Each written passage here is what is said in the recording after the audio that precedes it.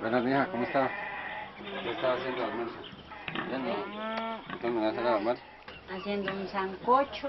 Me llamo José Manuel Rendón, soy el fiscal de la asociación. El terreno mío son 5 hectáreas, 300 metros. Tengo sembrado pues unas 50.000 maticas de piña, en Piñagol, manzana. Manuel es uno de los tengo 50.000 frutales, campesinos que fueron acogidos por Valle en Paz, una organización no gubernamental creada para devolverle la esperanza a quienes no tenían tierra o habían tenido que abandonarla debido a la violencia que azota al agro colombiano. Su mujer fue desterrada y desprovistos de un lugar donde subsistir, vivían en la más absoluta pobreza. Buenos días. ¿Cómo le va, doctor? Luis Alberto Villegas es el director ejecutivo de este exitoso experimento. Valle en Paz nace en el año 2000 como una estrategia muy concreta de llevar desarrollo a las zonas rurales del país donde realmente se concentraba el conflicto armado y los cultivos ilícitos. Porque para esta fundación la manera como se ha enfrentado el problema hasta ahora es totalmente equivocada. El sectorizar las problemáticas del país por grupos poblacionales es un error bastante profundo. El pensar en que debe haber una política para desplazados, una política para reinsertados, una política para madres cabeza de familia es bastante desacertado. Las políticas deben ser de desarrollo local. Y eso fue lo que pusieron en marcha. Manuel y otros 9 campesinos recibieron este terreno de 60 hectáreas y crearon una cooperativa para hacer un manejo colectivo de vida y de producción. Nosotros hemos trabajado hasta la fecha con 10.550 familias. De esas familias hay 5.000 aproximadamente que están activas con proceso de acompañamiento de Valle en Paz.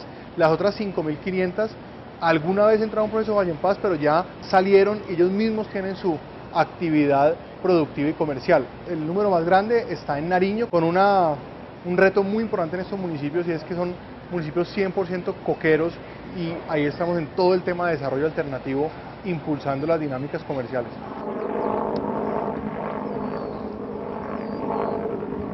En el suroccidente de Colombia confluyen múltiples violencias: paramilitarismo, narcotráfico, bandas criminales y guerrilla.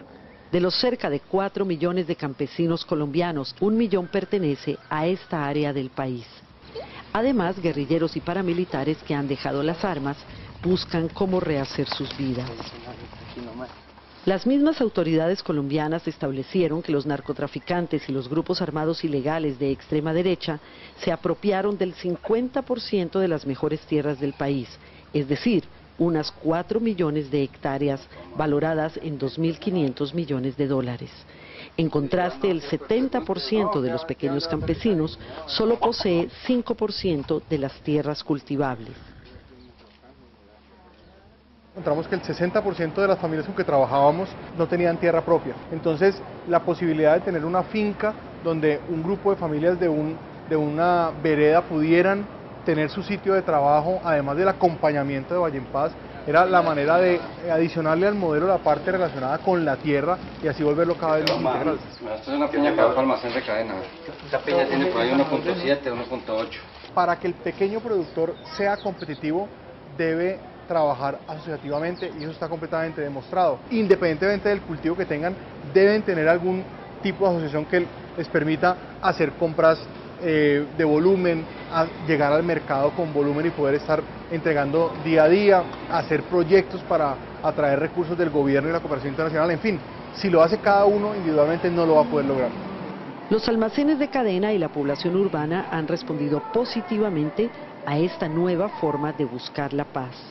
Ya llegando al $1.000.000 y superando el $1.000.000 en ventas mensuales por parte de los productores, ya indica que esta gente llega a su nivel de productivo óptimo. Estamos ya garantizando 2.5 salarios mínimos por familia, que la que más tiene 1 hectárea de tierra. Esta experiencia local demuestra que en medio del conflicto colombiano se pueden encontrar formas de reconciliación.